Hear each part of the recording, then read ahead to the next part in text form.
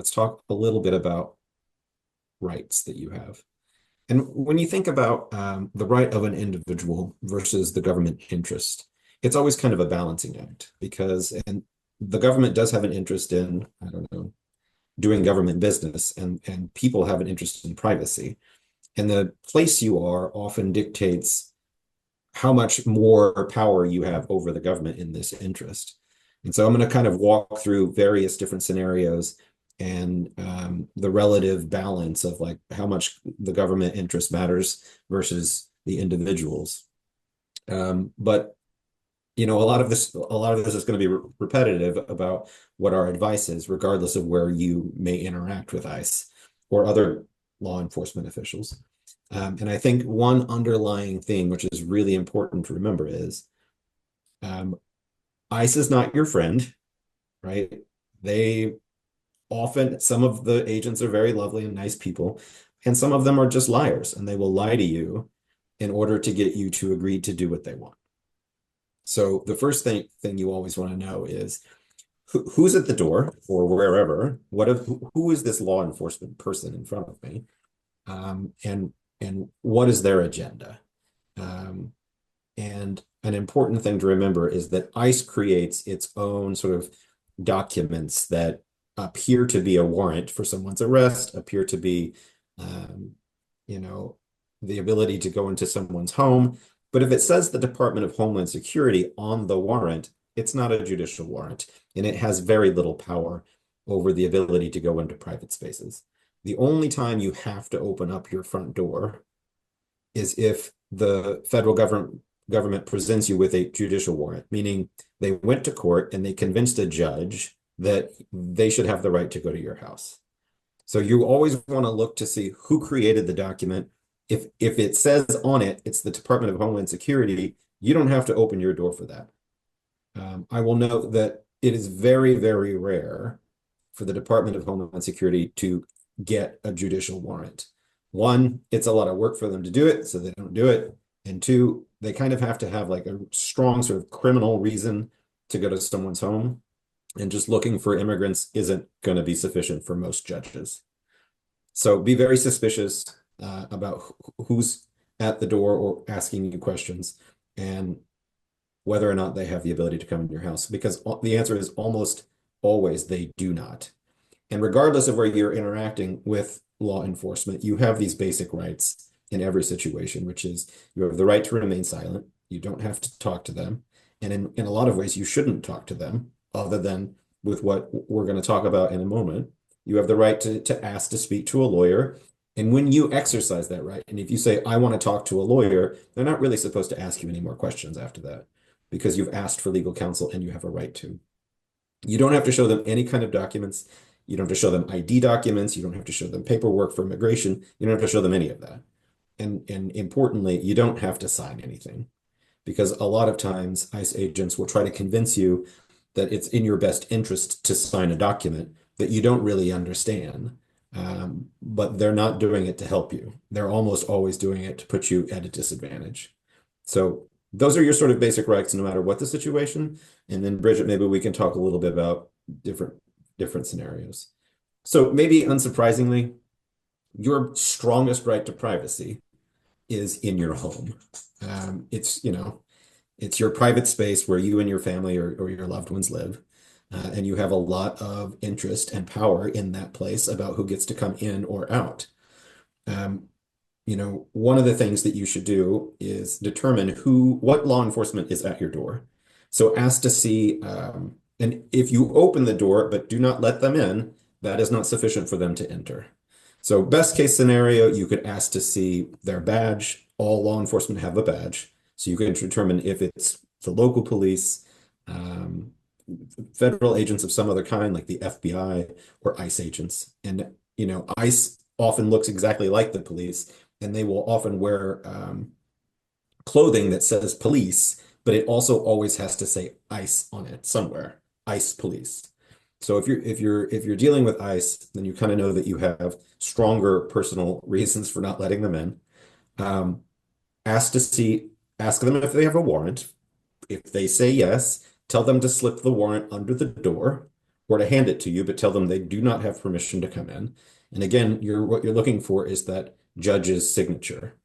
And again, if it says the Department of Homeland Security on it, just hand it back to them and say, you can't come in here. This is information you should share with other members of your household, because if anybody answers the door and gives ICE permission to come in, then you kind of lose your right to privacy. And once they're inside your house, then they can, ask a lot more questions, go through your things, and be a lot more invasive in their search. So don't give them permission. Tell your housemates, your family members, to also never give them permission. And ICE is a little sneaky because sometimes they will lie to you and say they're there to find someone else. And so they try to put you at ease. And even if they're looking for someone else and you let them in your home, once you give them permission, you lose a lot of your rights. So just tell them they can't come. But here is some basic tips that we recommend. Be polite. You don't want to escalate a situation with law enforcement. Don't lie to them. Don't claim to be somebody you're not. It's better to say nothing than to lie. You could say, I don't want to talk to you right now. You could say, please go away. And again, as we talked about, if they're looking for someone else, just say, well, you can give me that person's name if you want, and then accept information from them, but don't give them anything, and certainly don't let them in your home. Next up.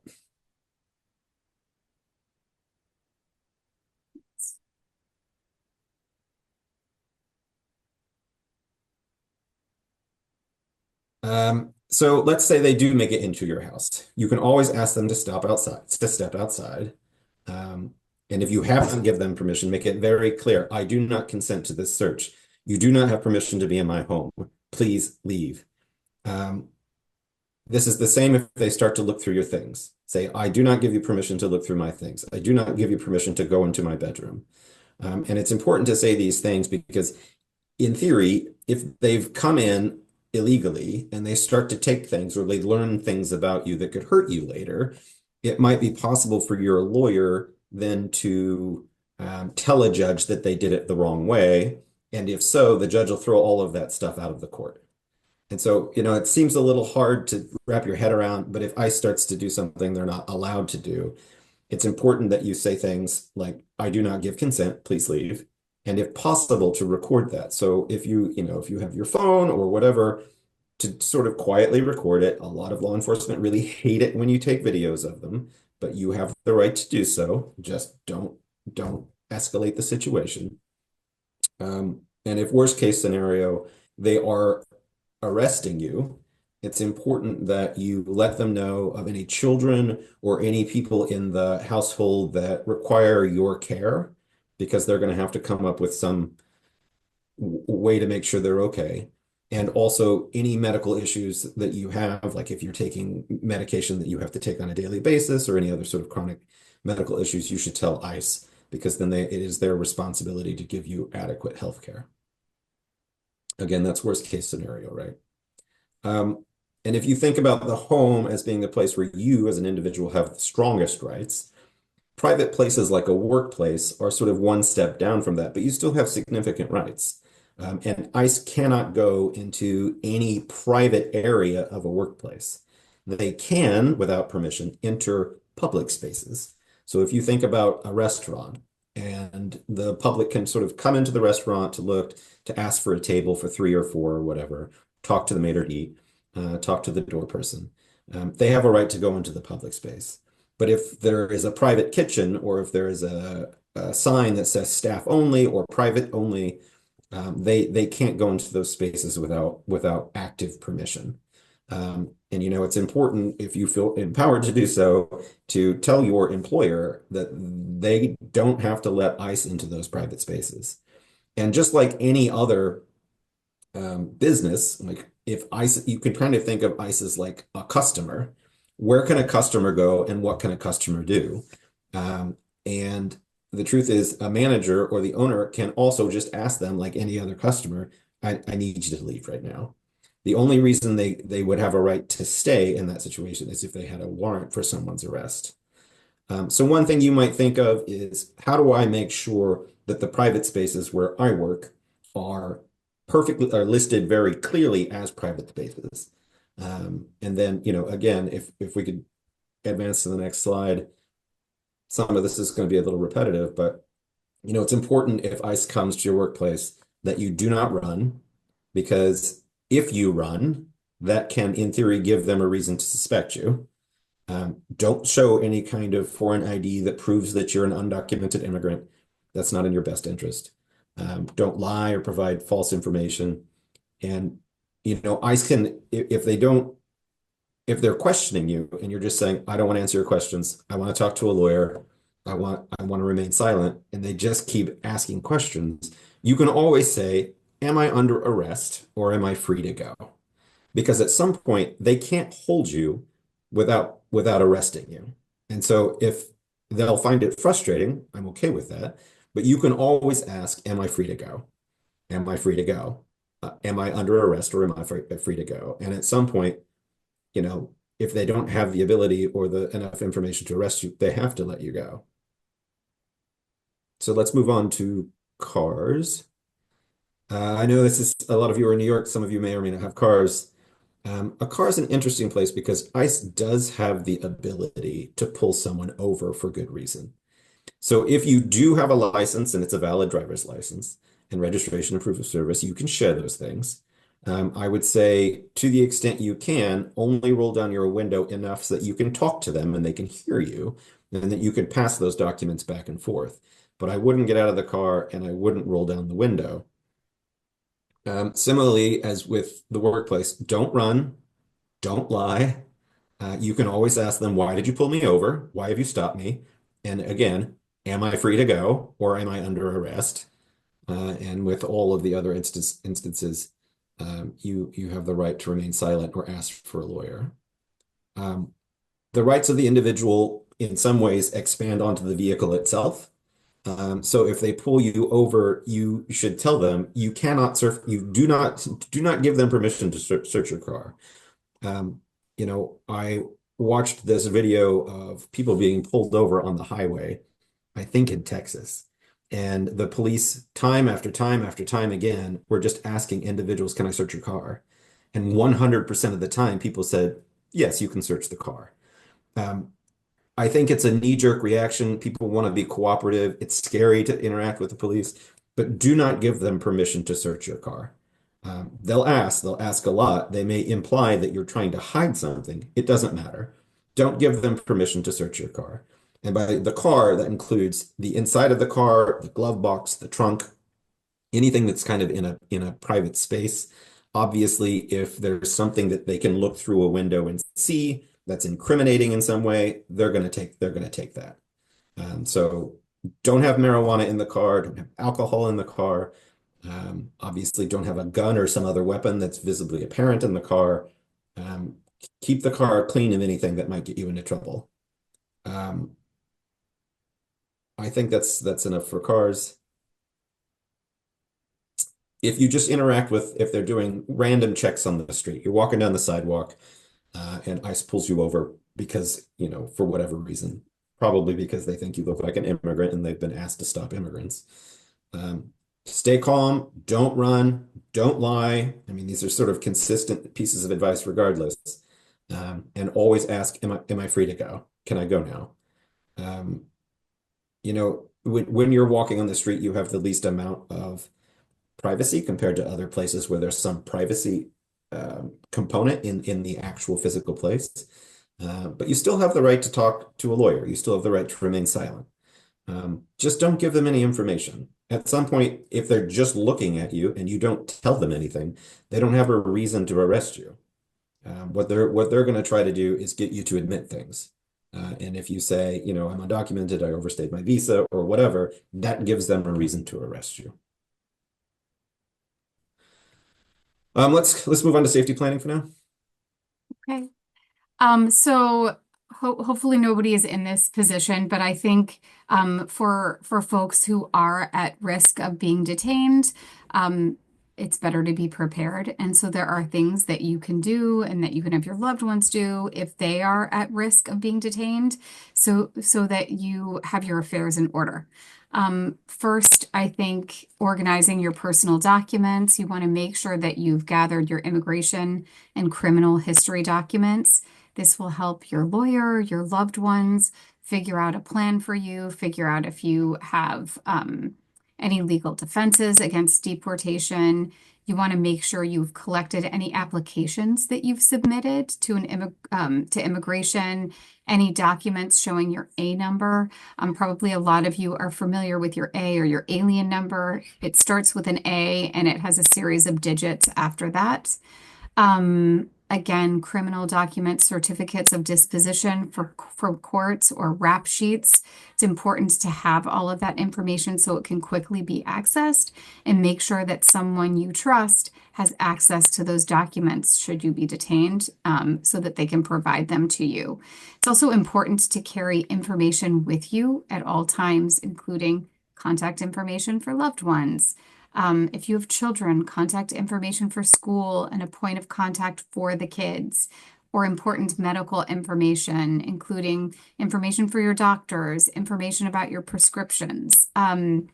If you're somebody who doesn't have an attorney, it would be a really good idea to meet with a lawyer as soon as possible to see if you qualify for any type of legal defenses against deportation. You want to make sure that you are planning for your medical needs. As I mentioned, you want to write down and carry important information about doctors or medication with you. Um, you might want to consider allowing someone you trust to have access to your medical information in case they need it to help you with your legal case, or so that you have proper medical care if you're detained. You can do this by signing a HIPAA form. Probably some of you are already familiar with this. That's HIPAA. That's available online. And this is a way to give access to your medical files, that will allow your doctors to communicate with a loved one about medical needs. If you have children, you also want to make sure that you are planning for who would take care of your kids if you were detained. Again, you want to carry that contact information with you, contact information for your child's school, and you want to identify someone who can care for your children if you're detained. You want to obviously make sure that that person agrees to act as caretaker and has important information about school, contact information, any medical conditions, medical information for your children, how to address their needs. Depending on what state you're in, there are also ways that you can set up a situation where you basically give the ability for a caretaker for your child to make legal decisions for your child. And this is kind of state dependent. In New York, there is a way that you can actually do sort of a temporary fix where you can enable somebody to make certain decisions on behalf of your child without going into court and appointing people into, as a guardian or something of that nature.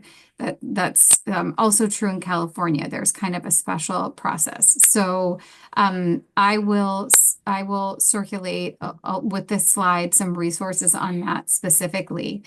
In addition, you want to plan for your financial needs. You want to make sure that if it makes sense for you, that you have granted someone you trust power to access your finances, makes financial decisions for you if you're detained. For instance, accessing your finances so you could pay for an attorney, pay for other needs for your children, etc. So hopefully nobody is in this situation, but if you or a loved one are at risk, you just want to make sure that you give yourself peace of mind and that you think through and plan for some of these possibilities in advance. All right, just some resources that we have here. And again, I'll circulate the slide presentation. We have a Know Your Rights page where you can kind of remind yourself of some of the things that we've discussed in shorter form. If you or a loved one is detained, we have a hotline for people in detention. Again, since we serve people who have been persecuted on account of their sexual orientation, gender identity, or HIV status, our detention line is for people who are LGBTQ or have been harmed because people suspected that they were. But we do have a hotline where we assist people with resources and assist people with release requests. If you are looking for representation in an asylum case, we have an inquiry form for people to fill out information. Unfortunately, we have more people asking for help than we have capacity to help, but our intake is open and we're still taking cases. And we also have a series of self-help guides for people who don't have an attorney and are applying for asylum on their own. And we have those available in 4 different languages, in English, Spanish, French, and Russian. And we have some other resources too on our website. Um, Other orgs have some great resources. The Know Your Rights flyers from Immigration Defense Project are available in multiple languages, and they have sort of a short form. If you want to just print out a short form to remind yourself of what you do if somebody comes to your house, if what you do if someone comes to your workplace, that's a great resource. It's very short and it's available in, I think, about 16 different languages. You can circulate to friends who might need it. And then we have a few other resources here in case you need them. As I mentioned earlier in the presentation, Advocates for Trans Equality has a lot of resources around around name changes and updating gender markers on documents. And there's also a trans survival guide that's put out by the same organization that has a lot of other resources and sort of information about things that folks might want to be thinking about, even beyond immigration, if you are trans under the Trump administration.